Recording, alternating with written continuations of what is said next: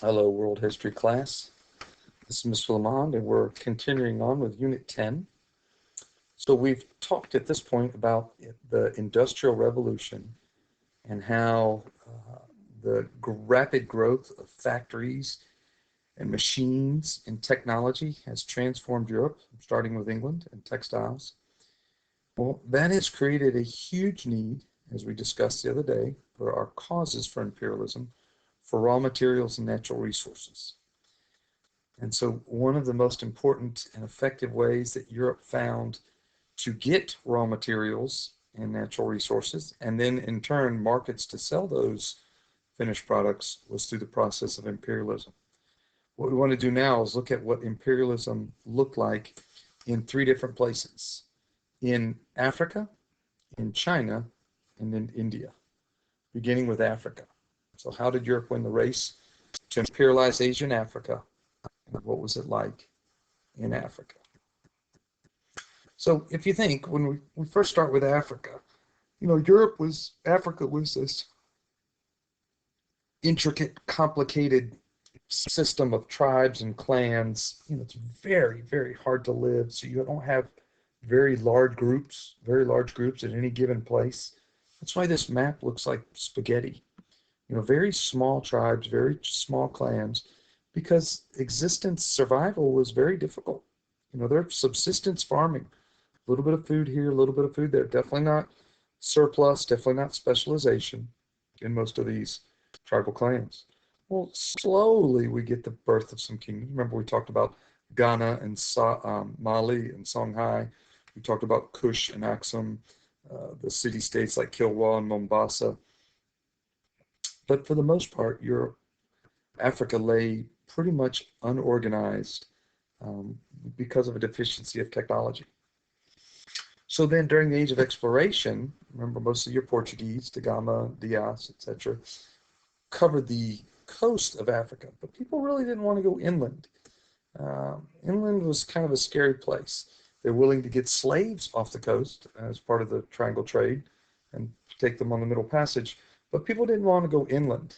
It's not until the Industrial Revolution gives people more of a purpose, but even more than that, the first people to go inland were missionaries.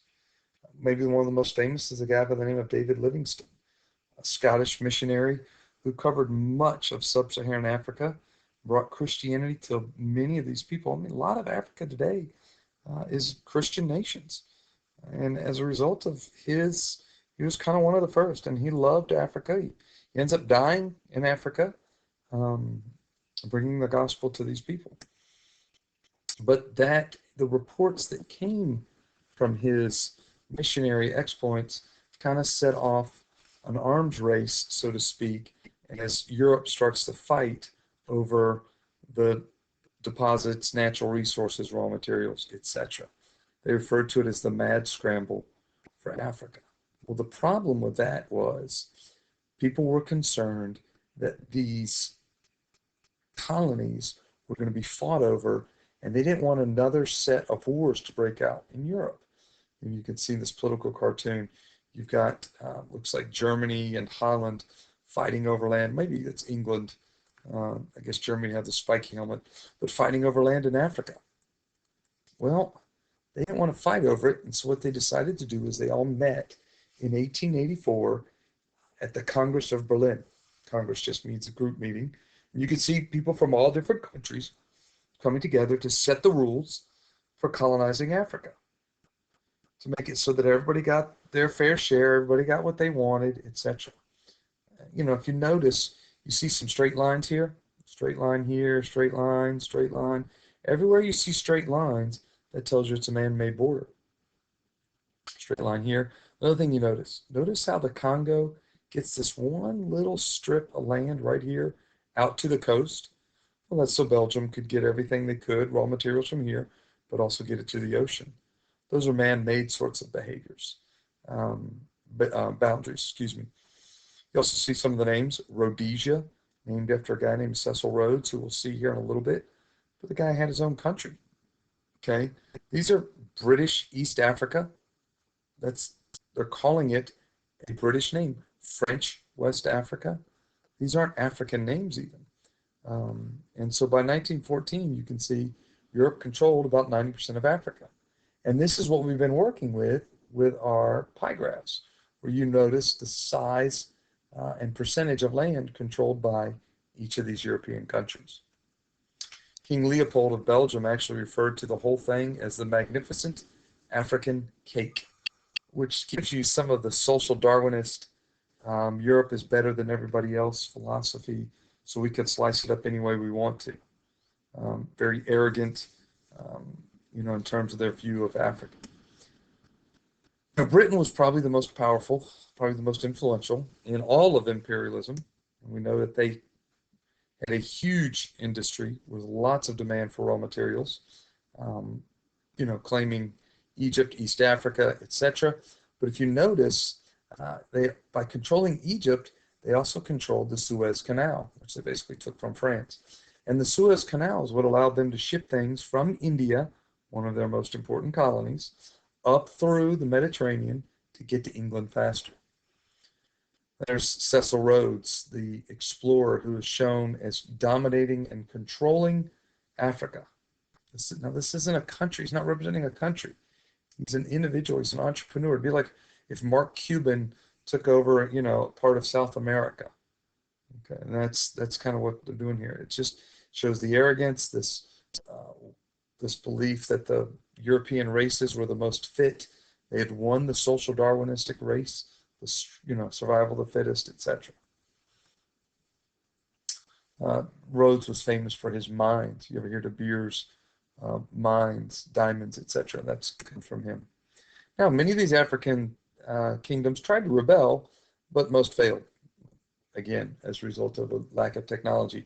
Ethiopia was the one country that was able to fight and maintain its independence. The rest tried and failed, which will lead us now to transition over to what's going on in China. So how did imperialism affect China? Well, one of the early issues that China dealt with was a trade imbalance. China is the market. There's an expression, I wouldn't do that for all the tea in China. The belief that there was so much to trade for. I mean, go back to the Silk Road and Marco Polo. Everybody wants to get to China because there's huge amounts of natural resources.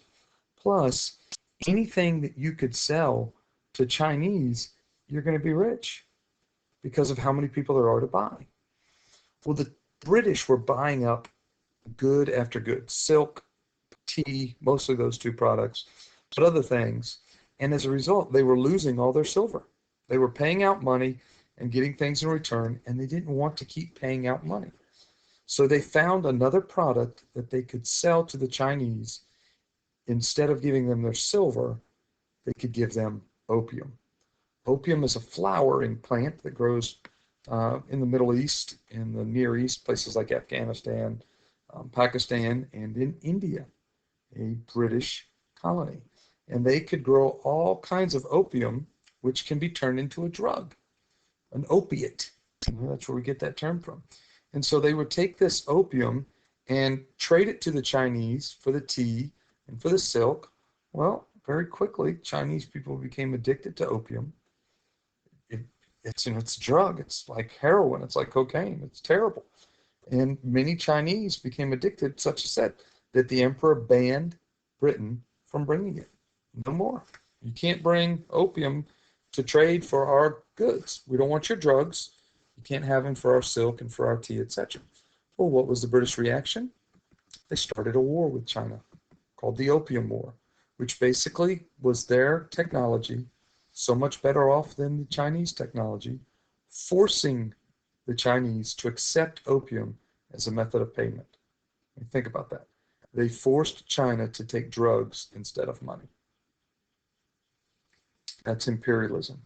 That's this social Darwinistic belief that Britain had that they were better than everybody else, but it was pervasive across Europe and even in America. Well, this was a very easy defeat.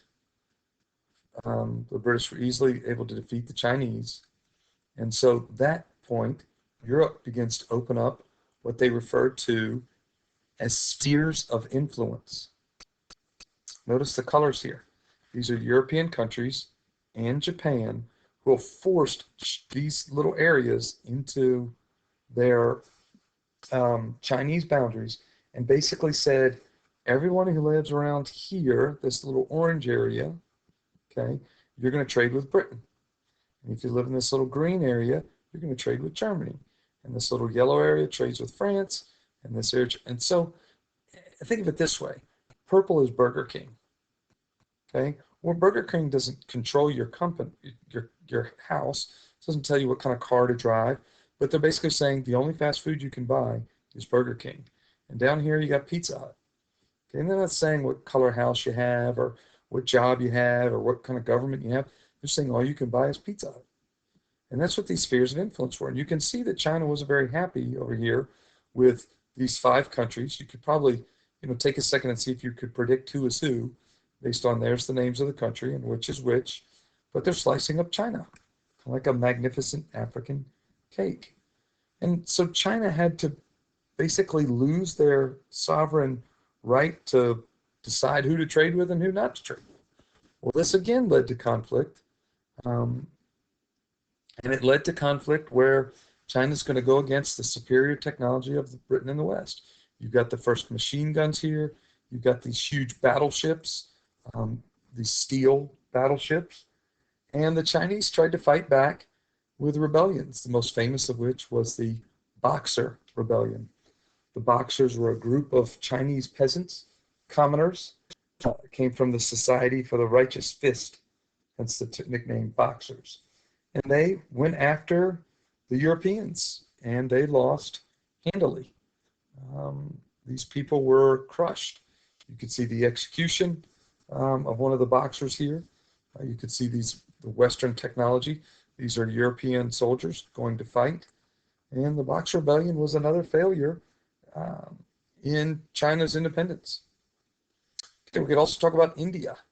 India right there in the center of the Indian Ocean, a little closer to England.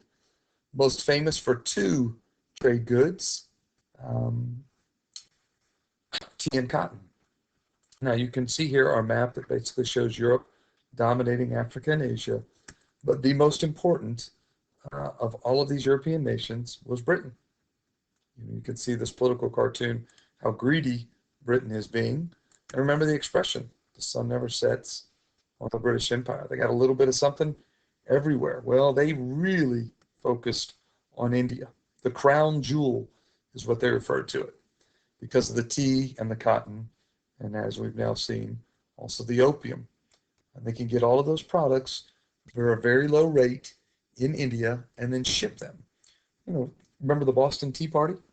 The American Revolution and all the issues we had there? Well, that was because the British had a monopoly on tea. It's always been tea for them. You can see these huge warehouses of cotton stacked to the ceiling here, okay, helping to fuel Britain's industrial textiles revolution. Now, one of the issues was the British needed people to help control India. So they hired Indian soldiers called sepoys.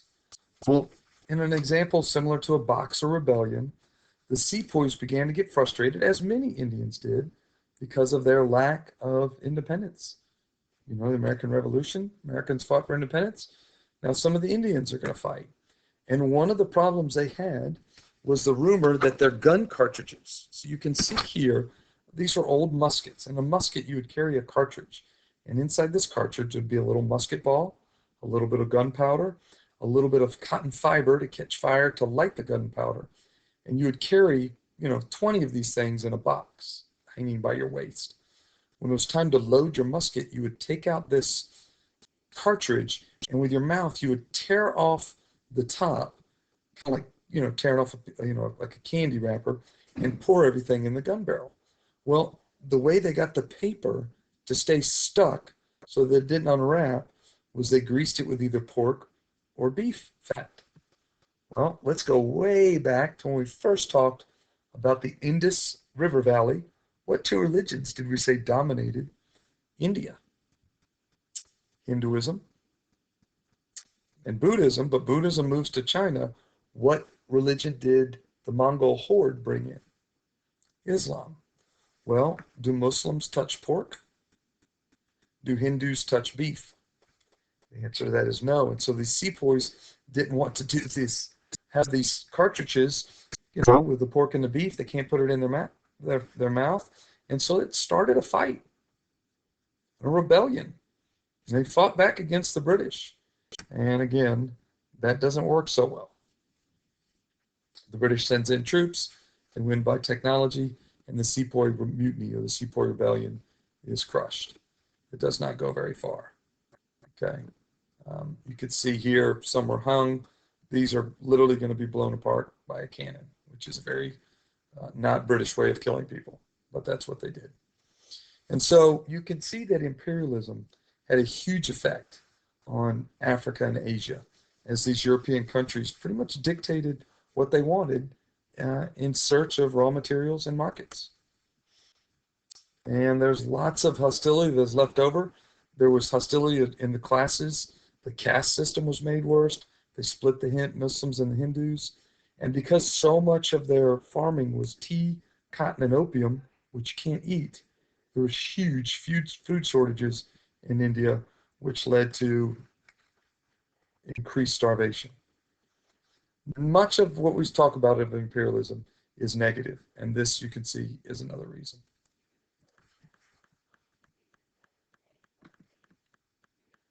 That wraps up our Imperialism 10.2 lecture.